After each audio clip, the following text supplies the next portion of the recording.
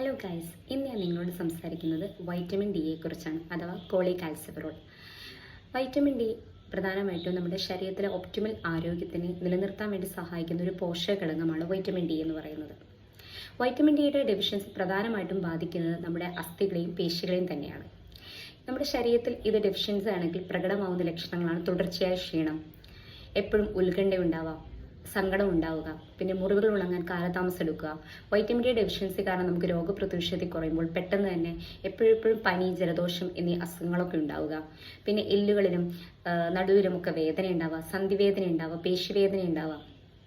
ഇങ്ങനെയുള്ള എല്ലാ ബുദ്ധിമുട്ടുകളും വൈറ്റമിൻ ഡി ഡെഫിഷ്യൻസി കാരണം ഉണ്ടാവുന്നതാണ്. അപ്പോൾ വൈറ്റമിൻ ഡിയുടെ പ്രധാനപ്പെട്ട യൂസുകൾ, അതായത് ഉപയോഗം എന്താണെന്ന് വെച്ച് കഴിഞ്ഞാൽ, നമ്മുടെ ശരീരത്തിൽ നമുക്ക് ഫുഡിലൂടെ കിട്ടുന്ന കാൽഷ്യം, ഫോസ്ഫറസിനെയൊക്കെ ബോഡിയിലേക്ക് ആഗിരണം ചെയ്യാൻ വേണ്ടി മെയിനായിട്ട് സഹായിക്കുന്നത് വൈറ്റമിൻ ഡി ആണ്. പിന്നെ ശരിയായ അസ്ഥിധാതുവൽക്കരണത്തിനെ നിലനിർത്താനും പിന്നെ പേശികളുടെ പ്രവർത്തനത്തെ നിലനിർത്താനും ഒക്കെ സഹായിക്കുന്നത് വൈറ്റമിൻ ഡി ആണ്. ആരോഗ്യകരമായ അസ്ഥി സാന്ദ്രത ഉറപ്പുവരുത്തുന്നതും വൈറ്റമിൻ ഡി തന്നെയാണ്. അതുകൊണ്ട് തന്നെ നമ്മുടെ ശരീരത്തിന് എപ്പോഴും വൈറ്റമിൻ ഡി അത്യാവശ്യ ഘടകം തന്നെയാണ്. അപ്പോൾ വൈറ്റമിൻ ഡി നമുക്ക് ഡെഫിഷ്യൻ്റ് ആണോ എന്നറിയണമെങ്കിൽ നിങ്ങൾക്ക് ഞാൻ ഈ നേരത്തെ പറഞ്ഞ ലക്ഷണങ്ങളൊക്കെ ഉണ്ടെങ്കിൽ നിങ്ങൾ എത്രയും പെട്ടെന്ന് വൈറ്റമിൻ ഡി ടെസ്റ്റ് ചെയ്യുക. ടെസ്റ്റ് ചെയ്യുമ്പോൾ നമ്മുടെ അളവ് എന്ന് പറയുന്നത് 20 നാനോഗ്രാം പെർ ml താഴെയാണ് വൈറ്റമിൻ ഡിയുടെ അളവ് എന്നുണ്ടെങ്കിൽ തീർച്ചയായിട്ടും ഇത് ഡെഫിഷ്യൻസി എന്ന് തന്നെയാണ് കാണിക്കുന്നത്. അങ്ങനെ ഉണ്ടാകുമ്പോൾ ഡോക്ടേഴ്സിന് പ്രിസ്ക്രൈബ് സപ്ലിമെൻസുകൾ നിങ്ങൾക്ക് എടുക്കാവുന്നതാണ്. ഇപ്പോൾ 20 നാനോഗ്രാം പെർ ml താഴെ എന്നുള്ളത് വളരെ കുറവായിട്ടുള്ളൊരു വൈറ്റമിൻ ഡി ആണ്. 40 മില്ലിഗ്രാം അങ്ങനെയൊക്കെ ആണെങ്കിൽ വളരെ കുറവാണ്. അങ്ങനെയാകുമ്പോൾ എന്ത് ചെയ്യുന്നത് വെച്ചാൽ ഓൾട്ടർനേറ്റ് ഡേയ്സിലായിട്ട് ആദ്യം വൈറ്റമിൻ ഡി എടുക്കുക. ഇപ്പോൾ മുതിർന്നവരാണെങ്കിൽ 60,000 IU ഡോസ് വെച്ചിട്ട് ഓൾട്ടർനേറ്റ് ഡേയ്സിലായിട്ട് എടുക്കുക. ഒരു 1 മന്ത്. അത് കഴിഞ്ഞ ശേഷം പിന്നെ അത് വീക്ക്ലി 1 ആക്കിയിട്ട് കൊണ്ടുവരാം. വീക്ക്ലി 1 ആക്കി 6 മന്ത് കഴിക്കുക. 6 മന്ത് കഴിഞ്ഞ് പിന്നെ അത് വീക്ക്ലി 1 എന്നുള്ളത് മന്ത്ലി 1 ആക്കിയിട്ട് ഡോസേജ് മാറ്റാവുന്നതാണ്. ഇങ്ങനെയാണ് വൈറ്റമിൻ ഡി നമ്മൾ സപ്ലിമെൻറ്റ്സ് കഴിക്കേണ്ടത്. പിന്നെ ഡെയിലി ഫുഡിലൂടെ ആണെങ്കിൽ കൂൺ എന്ന് പറയുന്നത് ഇത് വൈറ്റമിൻ ഡിയുടെ ഒരു റിച്ച് സോഴ്സാണ്.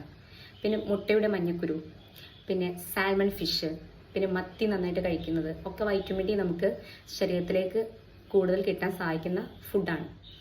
ഇതിലൂടെയൊക്കെ നമുക്ക് കൂടുതൽ വൈറ്റമിൻ ഡി കിട്ടുന്നതായിരിക്കും. പിന്നെ വൈറ്റമിൻ ഡി ഡെഫിഷ്യൻ്റ് ആയി കഴിഞ്ഞാൽ ഉണ്ടാകുന്ന ബുദ്ധിമുട്ടുകളാണ് ഓസ്റ്റിയോപോറോസിസ്. ഓസ്റ്റിയോപോറോസ് എന്ന് പറഞ്ഞാൽ മുതിർന്നവരിൽ ശരീരത്തിന് ഒടിവുണ്ടാവും. അതാണ് ഓസ്റ്റിയോപോറോസ് എന്ന് പറയുന്നത്.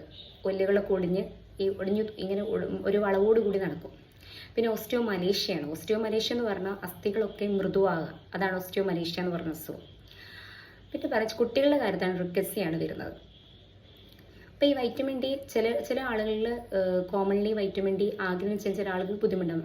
അത് ആർക്കൊക്കെയാണെന്ന് വെച്ച് കഴിഞ്ഞാൽ 65 വയസ്സിന് മുകളിലുള്ള ആളുകൾക്കാണെങ്കിൽ അവർക്ക് സൺലൈറ്റിൽ നിന്ന് വൈറ്റമിൻ ഡി ആഗ്രഹം ചെയ്യാൻ ബുദ്ധിമുട്ടാണ്. പിന്നെ അമിതവണ്ണമുള്ള ആളുകൾക്കും ഇത് വൈറ്റമിൻ ഡി കമ്പാരിറ്റീവ്ലി ആഗിരണം ചെയ്യാൻ മറ്റുള്ളവരെ അപേക്ഷിച്ച് ബുദ്ധിമുട്ടാണ്. ഇങ്ങനെയുള്ള ആളുകളൊക്കെ മസ്റ്റായിട്ട് വൈറ്റമിൻ ഡി സപ്ലിമെൻറ്റ്സ് എന്തായാലും എടുക്കണം. കോഡ് ലിവർ ഓയിൽ ക്യാപ്സൂൾസ് എടുക്കുന്നത് ഡെയിലി എടുക്കുക. അതിന് കൂടെ ഫുഡ്, ഈ ഒമേഗ 3 ഫാറ്റി ആസിഡ്സ് അടങ്ങിയിട്ടുള്ള എല്ലാ ഫുഡ് ഐറ്റംസും കഴിക്കുക.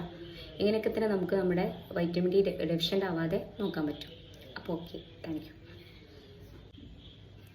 ഹലോ ഗൈസ്, ഇന്ന് ഞാൻ നിങ്ങളോട് സംസാരിക്കുന്നത് വൈറ്റമിൻ ഡിയെ കുറിച്ചാണ്, അഥവാ കോളികാൽസിഫെറോൾ. വൈറ്റമിൻ ഡി പ്രധാനമായിട്ടും നമ്മുടെ ശരീരത്തിലെ ഒപ്റ്റിമൽ ആരോഗ്യത്തിനെ നിലനിർത്താൻ വേണ്ടി സഹായിക്കുന്ന ഒരു പോഷക ഘടകമാണ് വൈറ്റമിൻ ഡി എന്ന് പറയുന്നത്. വൈറ്റമിൻ ഡിയുടെ ഡെഫിഷ്യൻസി പ്രധാനമായിട്ടും ബാധിക്കുന്നത് നമ്മുടെ അസ്ഥികളെയും പേശികളെയും തന്നെയാണ്. നമ്മുടെ ശരീരത്തിൽ ഇത് ഡെഫിഷ്യൻസി ആണെങ്കിൽ പ്രകടമാവുന്ന ലക്ഷണങ്ങളാണ് തുടർച്ചയായ ക്ഷീണം, എപ്പോഴും ഉത്കണ്ഠയുണ്ടാവാം, സങ്കടം ഉണ്ടാവുക, പിന്നെ മുറിവുകൾ ഉണങ്ങാൻ കാലതാമസം എടുക്കുക. വൈറ്റമിൻ ഡി ഡെഫിഷ്യൻസി കാരണം നമുക്ക് രോഗപ്രതിരോധശക്തി കുറയുമ്പോൾ പെട്ടെന്ന് തന്നെ എപ്പോഴും പനി, ജലദോഷം എന്നീ അസുഖങ്ങളൊക്കെ ഉണ്ടാവുക. പിന്നെ എല്ലുകളിലും നടുവിലും ഒക്കെ വേദന ഉണ്ടാവുക, സന്ധിവേദന ഉണ്ടാവുക, പേശിവേദന ഉണ്ടാവുക.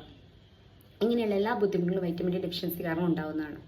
അപ്പോൾ വൈറ്റമിൻ ഡിയുടെ പ്രധാനപ്പെട്ട യൂസുകൾ, അതായത് ഉപയോഗം എന്താണെന്ന് വെച്ച് കഴിഞ്ഞാൽ, നമ്മുടെ ശരീരത്തിൽ നമുക്ക് ഫുഡിലൂടെ കിട്ടുന്ന കാൽഷ്യം, ഫോസ്ഫറസിനെയൊക്കെ ബോഡിയിലേക്ക് ആഗിരണം ചെയ്യാൻ വേണ്ടി മെയിനായിട്ട് സഹായിക്കുന്നത് വൈറ്റമിൻ ഡി ആണ്.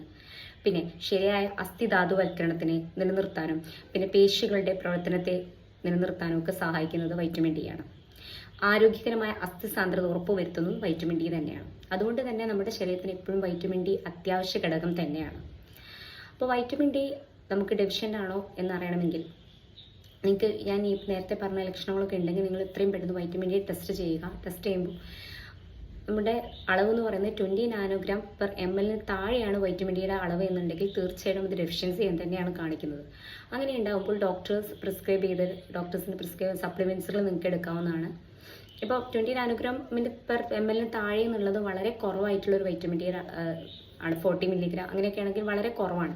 അങ്ങനെ ആകുമ്പോൾ എന്ത് ചെയ്യുന്നത് വെച്ചാൽ ഓൾട്ടർനേറ്റ് ഡേയ്സിലായിട്ട് ആദ്യം വൈറ്റമിൻ ഡി എടുക്കുക. ഇപ്പോൾ മുതിർന്നവരാണെങ്കിൽ 60,000 IU ഡോസ് വെച്ചിട്ട് ഓൾട്ടർനേറ്റ് ഡേയ്സിലായിട്ട് എടുക്കുക. ഒരു 1 മന്ത്. അത് കഴിഞ്ഞ ശേഷം പിന്നെ അത് വീക്ക്ലി 1 ആക്കിയിട്ട് കൊണ്ടുവരാം. വീക്ക്ലി 1 ആക്കി 6 മന്ത് കഴിക്കുക. 6 മന്ത് കഴിഞ്ഞ് പിന്നെ അത് വീക്ക്ലി 1 എന്നുള്ളത് മന്ത്ലി 1 ആക്കിയിട്ട് ഡോസേജ് മാറ്റാവുന്നതാണ്. ഇങ്ങനെയാണ് വൈറ്റമിൻ ഡി നമ്മൾ സപ്ലിമെൻറ്റ്സ് കഴിക്കേണ്ടത്.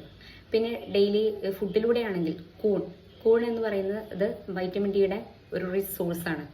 പിന്നെ മുട്ടയുടെ മഞ്ഞക്കുരു, പിന്നെ സാൽമൺ ഫിഷ്, പിന്നെ മത്തി നന്നായിട്ട് കഴിക്കുന്നത് ഒക്കെ വൈറ്റമിൻ ഡി നമുക്ക് ശരീരത്തിലേക്ക് കൂടുതൽ കിട്ടാൻ സഹായിക്കുന്ന ഫുഡാണ്. ഇതിലൂടെയൊക്കെ നമുക്ക് കൂടുതൽ വൈറ്റമിൻ ഡി കിട്ടുന്നതായിരിക്കും. പിന്നെ വൈറ്റമിൻ ഡി ഡെഫിഷ്യൻ്റ് ആയി കഴിഞ്ഞാൽ ഉണ്ടാകുന്ന ബുദ്ധിമുട്ടുകളാണ് ഓസ്റ്റിയോപോറോസിസ്. ഓസ്റ്റിയോപോറോസിസ് എന്ന് പറഞ്ഞാൽ മുതിർന്നവരിൽ ശരീരത്തിന് ഒടിവുണ്ടാവും. അതാണ് ഓസ്റ്റിയോപോറോസ് എന്ന് പറയുന്നത്. എല്ലുകളൊക്കെ ഒടിഞ്ഞ് ഇങ്ങനെ ഒരു വളവോടുകൂടി നടക്കും. പിന്നെ ഓസ്റ്റിയോമലേഷ്യ എന്ന് പറഞ്ഞാൽ അസ്ഥികളൊക്കെ മൃദുവാകുക. അതാണ് ഓസ്റ്റിയോമലേഷ്യ എന്ന് പറഞ്ഞ അസുഖം. പിന്നെ കുട്ടികളുടെ കാര്യത്താണ് റിക്കസിയാണ് വരുന്നത്. അപ്പോൾ ഈ വൈറ്റമിൻ ഡി ചില ആളുകളിൽ കോമൺലി വൈറ്റമിൻ ഡി ആഗ്രഹം ചെയ്യുന്ന ചില ആളുകൾ ബുദ്ധിമുട്ടാകും. അത് ആർക്കൊക്കെയാണെന്ന് വെച്ച് കഴിഞ്ഞാൽ 65 വയസ്സിന് മുകളിലുള്ള ആളുകൾക്കാണെങ്കിൽ അവർക്ക് സൺലൈറ്റിൽ നിന്ന് വൈറ്റമിൻ ഡി ആഗ്രഹിച്ചതിന് ബുദ്ധിമുട്ടാണ്. പിന്നെ അമിതവണ്ണമുള്ള ആളുകൾക്കും ഇത്